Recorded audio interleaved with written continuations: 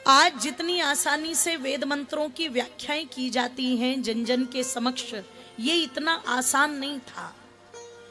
आज जो व्यक्ति व्यक्ति के घर में गायत्री मंत्र बोल भी लेते हैं, उसका गायन भी हो जाता है, लोगों ने अपने मोबाइल की रिंगटोन भी बना ली, या जो आपकी डोरबेल बजती है उस पर भी कई बार गायत्री मंत्र बजता है।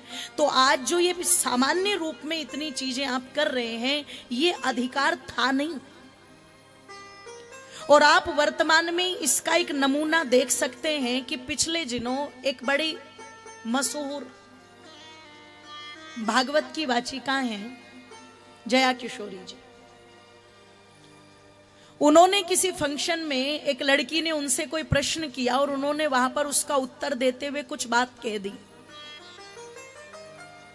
अब वो जो बात उन्होंने कही माताओं के विषय में, तो पता लगा वो उनकी अपनी विचारधारा के आधार पर रही, क्योंकि उसमें कोई शास्त्र का प्रमाण उन्होंने नहीं दिया। अब ये जो 5-6 मिनट की वार्तालाप उनके मुखारविंद से निकली, तो जितने भी बड़े बड़े पंडित और जो अपने आप को धुरंधर धर्माचार्य कहते हैं, वो सब टूट पड़े उनके ऊपर। और सबकी पता लगा कि एक ही बात थी कि महिलाओं को तो ये अधिकार ही नहीं है। न उनको यज्ञ कराने का अधिकार है, न उनको यज्ञोपवीत पहनने का अधिकार है, न उनको गायत्री का जाप करने का अधिकार है, और न उनको व्यासपीठ पर बैठने का अधिकार है।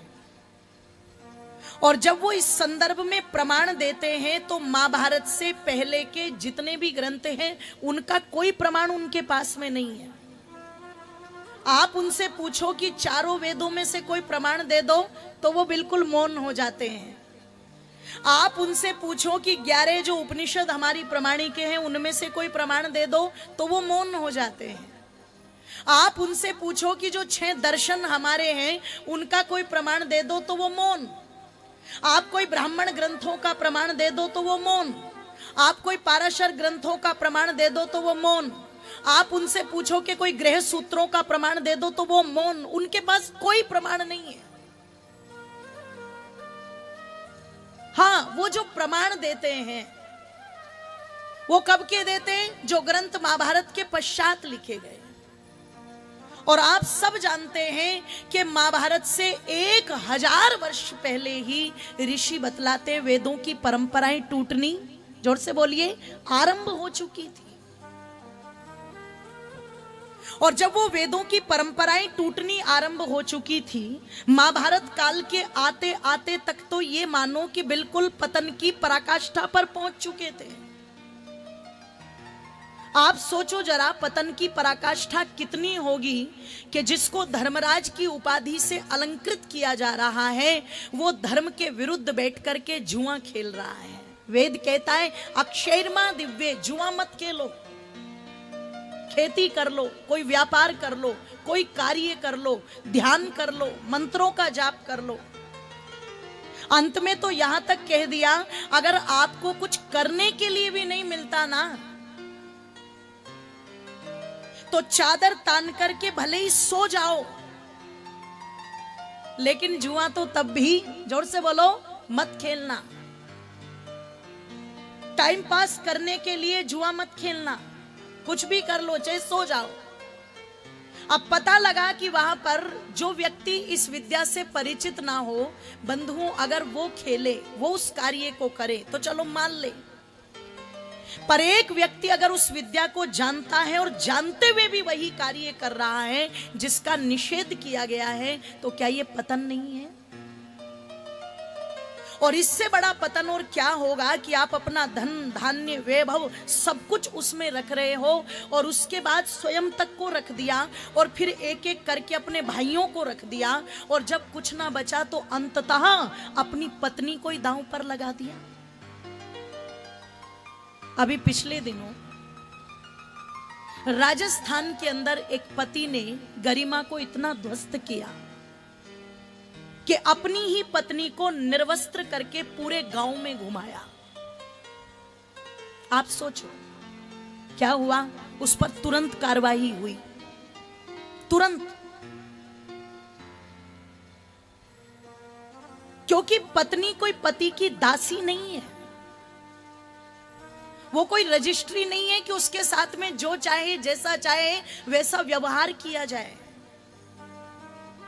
अगर पत्नियों के लिए पतियों की सेवा करने का, सम्मान करने का उपदेश दिया गया है, तो शास्त्र उन उपदेशों से भी अछूते नहीं है जिसमें एक पति को पत्नी का सम्मान किस प्रकार करना चाहिए, क्या क्या दायित्व और कर्तव्यों का निर्वहन करना चाहिए, उनसे भी शास्त्र भरे पड़े हैं।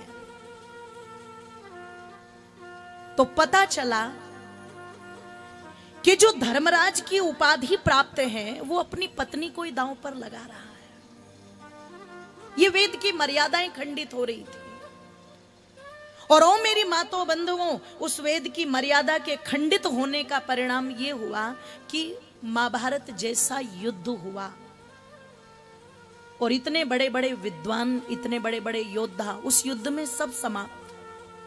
तो जो बचे हुए हैं वो तो अधकचरे थे। उन अधकचरे लोगों ने मनमाने ढंग से धर्म को चलाया, मनमाने ग्रंथ लिखे, कपोल कल्पनाएं लिखी और वही चली। आज वही कपोल कल्पनाओं के प्रमाण वो लोग देते हैं और नारी को निंदा की पात्र बता देते हैं।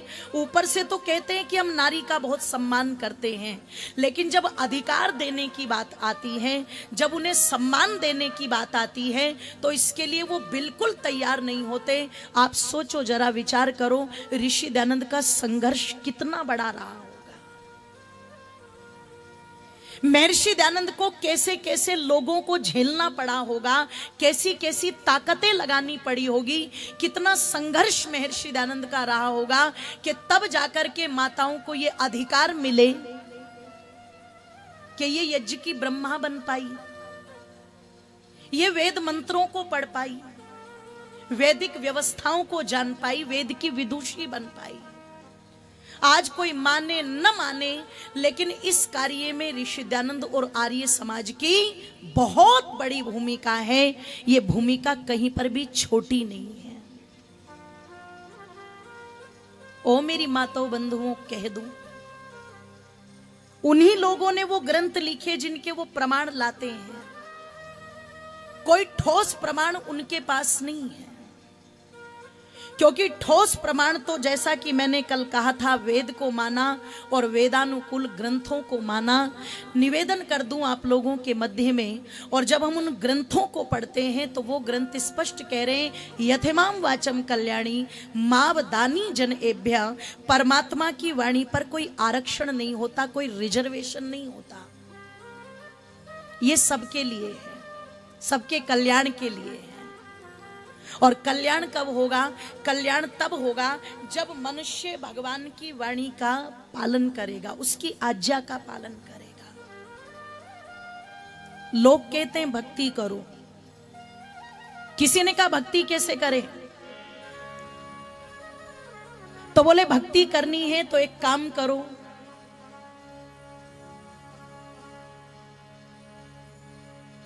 लड्डू चढ़ा दो भगवान को, पेड़े चढ़ा दो,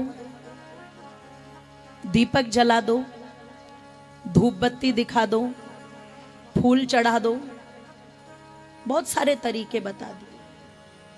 और आजकल तो समाज में प्रचलित हो रहा है एक लोटा जल और सब समस्याओं का।